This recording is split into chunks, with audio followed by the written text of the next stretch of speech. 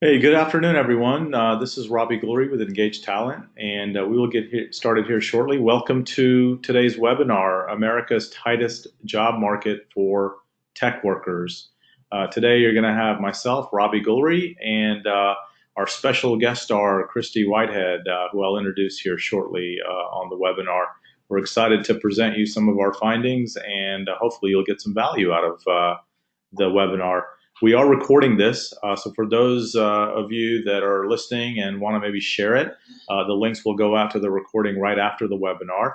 And for those of the registrars who weren't able to attend, we'll actually make all the content, the presentation, as well as the recording available for everybody as well.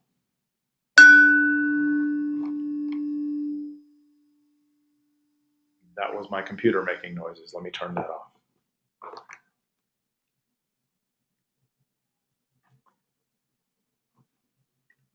So why don't we get started? It's a couple of minutes after 2 o'clock here on the 26th of July, and thank you again for attending our webinar. We generally do these once a month, and every month we pick a topic that is of interest to us and the clients and the partners that we serve. So just a quick introduction. My name is Robbie Gullery. I'm the head of marketing here at Engage Talent, and you'll hear a lot from me across not only our blogs, but a lot of the social media content as it relates to engage talent, the work we're doing in AI and predictive analytics for talent acquisition purposes. And a lot of the work that we do in the area of research is led by our special guest star today, Christy Whitehead. Christy, welcome to our webinar. And love for you to take a couple of minutes and introduce yourself and your background and what you do at Engage, and also tell us a little bit about the research that you've been working on. Sure, Robbie. Thank you so much for having me today. I'm excited to be here and get to share a lot of this information. So my background is primarily in economics, particularly labor economics. And over the last 5+ years, my focus has been around recruiting and recruiting optimization and leveraging machine learning algorithms and other techniques to really understand how to best recruit. Here at Engage Talent, been working on understanding the flow of talent in and out of organizations, what creates talent misalignment within an organization, why people change jobs, and how recruiters can leverage that to better engage candidates that they're interested in. So today specifically, we're going to be diving into some research that we did around the technology talent. Awesome. Thank you, Christy.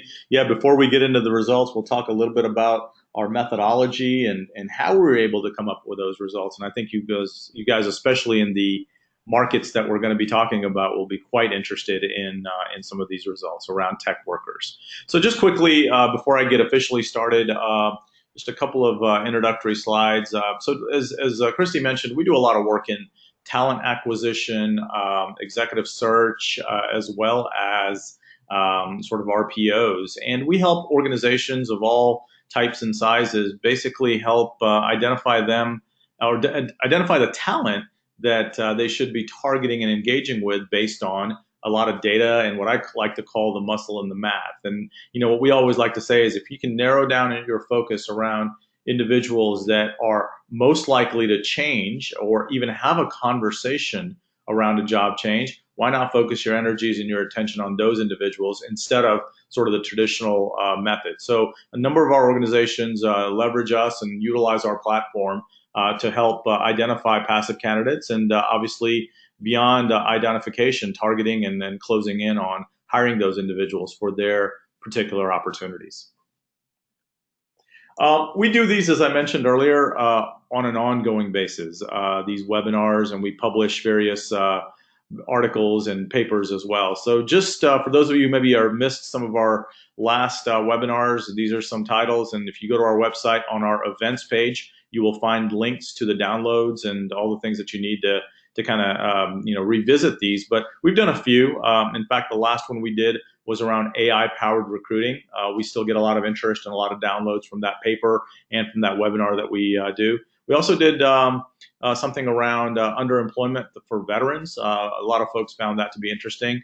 And then obviously kind of finalized the last couple of webinar series we've done is GDPR. That seems to be a lot of concern and interest for a lot of people in the market, as well as some of the major LinkedIn recruiter changes. So look for future webinars from us, and we're constantly looking to publish and produce good content that the market will find valuable. Speaking of papers, we've got a handful of papers that you can download today. That's available on our website. The first one is the AI guide.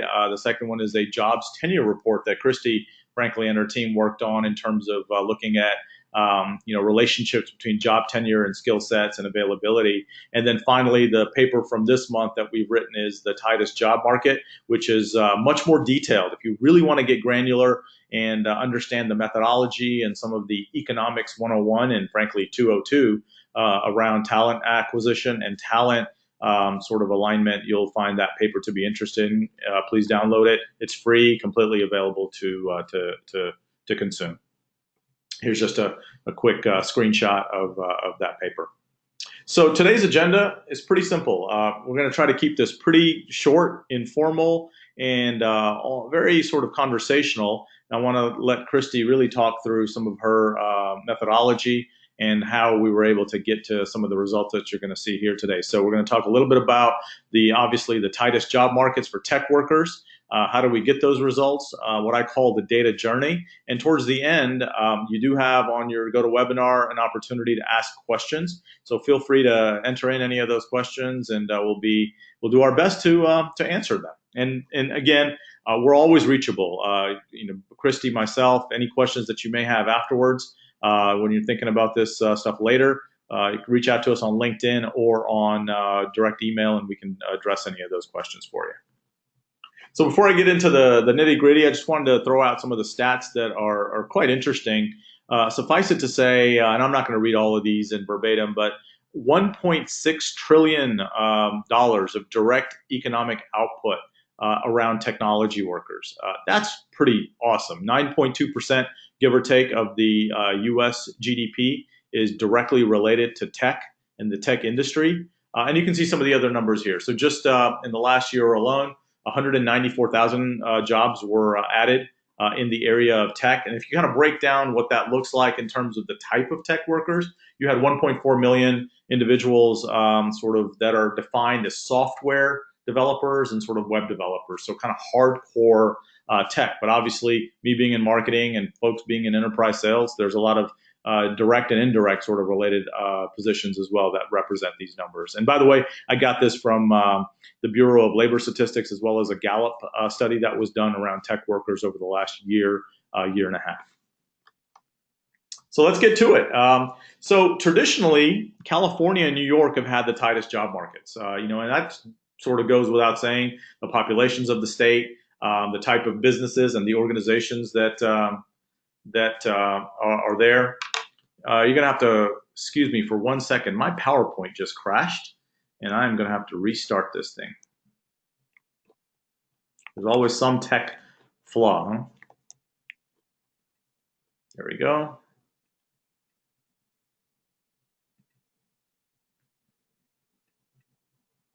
Hopefully you guys can see that. Awesome. So I was here. So California and New York traditionally have had the tightest markets, and that's defined by the ratio of the supply of professionals to the open jobs. No real surprise there, but guess what? After the research that Christy and some of the data analysis that her team has done, it's not California or New York or Texas that showed up as the number one. It was actually Virginia. So I'm getting right to the punchline because, frankly, the punchline is not the interesting part. It's the methodology and approach that we took to basically get here. That is the interesting part. So our analysis has showed that in the first quarter of 2018, this was actually Virginia that had the tightest job market. And then if you want to look at kind of the top 10 to do a David Letterman thing, you've got Virginia on top of the list, Maryland, Massachusetts, Georgia. Interesting to me since I work and live in Georgia in the Atlanta area, Illinois, Pennsylvania, Florida, California, New York, and Texas. So again, Virginia is on top of that list. In California, for me, it was actually quite surprising because if you would have asked me this question before we did the research, I would have probably said California or New York or maybe even Florida. But those states actually showed up 7th, 8th, and 9th, respectively, on our list. So, how did we get these results, Christy? I'm going to kind of open up the mic over here to you. Obviously, Virginia has the tightest job market. What does that mean? And tell us a little bit about kind of the approach that you guys took and the framework that was used to analyze and get to these results. Sure, Robbie. Yeah, thank you so much. So for this particular study, what we did is we leveraged data on the millions of technology professionals that we are tracking, and we combined that with data from one of our great data partners, Greenwich HR. And they focus mostly on the demand side, who's hiring and what they're hiring for.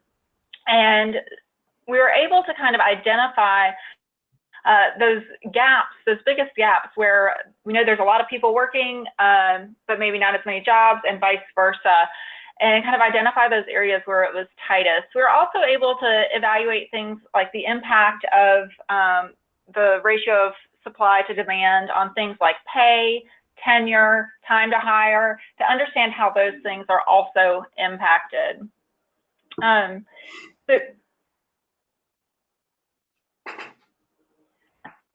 Sorry, go ahead, Christy. Do you want to continue? Sure. So traditionally speaking, when we think about the supply and demand of labor, we're looking at all of the available talent in a labor force, regardless of how many positions there are. However, what we find is that this can really overstate the supply of talent and really underestimate the impacts that people are going to face. So when you are an individual recruiter or talent acquisition professional and you're looking to fill a specific role, it doesn't necessarily matter how many people are currently employed in this field. What you care about, what's relevant to you, is the number of applicants and candidates that are potentially interested in your position. And so by narrowing down to focus on those individuals that are most likely to be interested in a new job can really help you understand better what those impacts are going to be and how long it's going to take you to recruit, how much you might have to pay, and those types of things. Yeah, that's very interesting, Christy, because one of the things that we do in our platform is we rank every individual, whether they're tech workers or not, any industry, any sort of type of position that's a professional position, in terms of their likelihood to engage in a conversation around a job change. So if you kind of look at the data and you start looking at the actual tech side of it, very interesting is that only one in tech, and this is in today's economy and today's sort of landscape, only one in tech, on average, tech professionals are rated as highly likely to engage with a recruiter about a job change. So going back to what Christy mentioned with the research, it's not about the total supply. It's about the supply as it relates to individuals that are actually going to talk to you, open up your email, and actually engage in some kind of conversation. So we have to really look at data in a much different way. And so if you sort of kind of spread sort of this across not only tech, but again, multiple industries and multiple type of positions, we find that only 73% of professionals are not actively looking for jobs. These are individuals that are, given today's labor markets, are not looking. They don't have their resumes up on Indeed. They're not necessarily out there. But if an opportunity came along that may be interesting to them based on certain dynamics and certain capabilities, that's something that maybe they may actually engage with. And so that's something that you have to consider, and that's what some of the things that we considered in terms of the research that we've sort of provided. One of the other things that we often talk about is, okay, so what is engagement and how do you measure that? And I always start with that question with what I call sort of the data journey. And this is, again, Christy and her team doing a lot of the work on on the back end, me from a marketing and packaging standpoint, presenting this in a more consumable way, is it's not enough just to have information on candidates. So what we do is we look at data and we look into predictive insights around 100 million passive candidates and look for individuals that are likely to engage. Well, why would an individual engage? And that's where the data around company, market, and industry really come from. So on the company side, we look at activities or events or certain happenings inside the business that may impact that individual. So, for example, if there's a leadership change or if there's a litigation event or a data breach, that's going to make someone nervous. If I'm in marketing and I got a new CMO, well, I don't know if that individual is bringing his or her own team to the company. And if I'm a director of marketing working under that organization, I may be a little nervous, and that's an opportunity for me to potentially look at job changes. If I'm an individual that's been a manager or a junior level manager for a while, and I haven't gotten a promotion over a course of 3, 4, 5 years, that may be another reason. So we are looking at data not only at the candidate level, but at the company level as well. And then we start looking at the industry and the market that that company sort of sits in. If you're in telecommunications and there's a lot of activity amongst the AT&Ts and the Verizons of the world, both good, bad, and ugly, that is the reason for me to maybe engage in some of those opportunities that are coming my way. So this is the data journey. We start at the candidate. We do a lot of qualification around the individuals that we classify as passive candidates. We look at the company, and today we're looking at almost 14 million businesses across the U.S., Canada, and Europe as well, but mostly U.S. and Canada. And then you've got market data and industry data that we look at. So, Christy, did you want to talk a little bit about sort of the engagement score, kind of from a data science and a high level sort of perspective, kind of what that means and how you're able to sort of predict when certain people are willing to engage in a job change? Sure, Robbie. Yeah, I'd love to. And I think this is really important right now and really relevant right now because the current labor market is as tight as it's been since the tech boom of the 90s. And I think most of the people recruiting today may not have even really been an adult at that time. So I think this is probably a new experience for a lot of people having to recruit in such a tight labor market where it's really challenging and difficult to find the people that you need. So what we're doing here at Engage is really understanding what impacts people and creates this misalignment in their current employment and makes them most likely to change jobs. So we've analyzed and looked at millions of people to understand what's going on when they're changing jobs and why. And we've leveraged a lot of research that helps us understand what these key areas are. And we know that people are very susceptible to shocks, particularly like when they're new to an organization, when something like like you said, a merger or an acquisition happens, when something is triggered. If there's a very high demand for their skills, they're going to be much more susceptible to changing jobs. So those are the types of things that we're looking at to understand for any given individual how likely it is that they are going to be willing to talk to a recruiter and even change jobs down the road. Yeah, that's great, Christy. Thank you for that explanation. One of the things that you'll find is I often talk about right talent or the right individual at the right time with the right message. And that's important. And that's all sort of data and AI driven is if we can identify the right individual that's willing to engage in a change or at least have a conversation, but more importantly, what can I say to that individual that's contextually right and that's personalized for that individual? The data allows me to understand the dynamics that are going on with that particular individual and be able to mention, hey, there's an event that's happened in your company. There's a M&A activity. There's some bankruptcy issue. There's some restructuring going on. Or you've had a management change, and we know about that. So if you're a recruiter, a talent acquisition professional, you're always looking for a leg up, and you're looking for an advantage on how to contextually relate to the individual that you're trying to source or trying to target. And that's some of the capability and some of the benefits that come out of looking at data across what we call the data journey.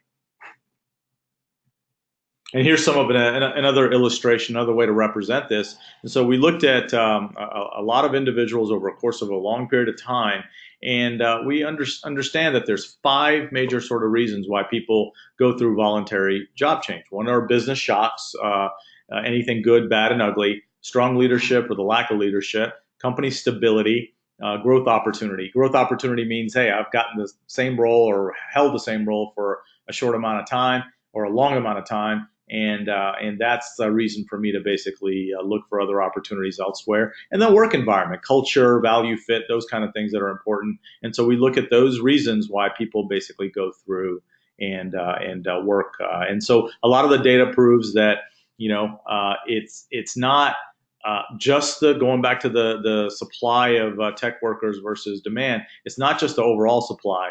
It's the supply of individuals that is available and are willing to engage, and where we have the ability to come back to what that engage model looks like. And so quickly to kind of wrap up, like I said, short and sweet. I like to keep these things 15, 20, at the worst 30 minutes so you can go back to your day. A couple of takeaways. The traditional approach to labor market and demand analysis is not always right. It can overstate the practical supply of potential new workers for employers. So we learned that. I would have thought California or New York were number one on the list, but it's not. It's actually Virginia. And this can understate the challenges that employers and recruiters have. And so our new framework really talks about looking at engagement first and looking at individuals that are willing to engage before you get into the macro sort of metrics of it all. And if you want to learn more, as I mentioned earlier, around what this research looks like, there's a lot more detail. You can go to engagetalent.com, go back to the tight job market URL, and download the paper. It's a lot more than the few slides that we shared, and you can get into a lot of the economics and some of the data aggregation that we did to get there. So again, thank you for coming to the webinar. Hopefully you guys got something out of it. Like I said earlier, this will be recorded and made available to everybody that could not attend. Christy, any closing remarks or comments from you? I just want to say thanks again for having me. It's always great to kind of share some of the work that we're doing, and I look forward to doing this again soon. Awesome, Christy. That's great. I'm going to take you up on that. It's a treat to get Christy out of her lab there. So anytime Christy comes out and talks, and I want to listen, and I hopefully the market wants to listen as well. So thank you again, guys, and we will see you again on the next webinar.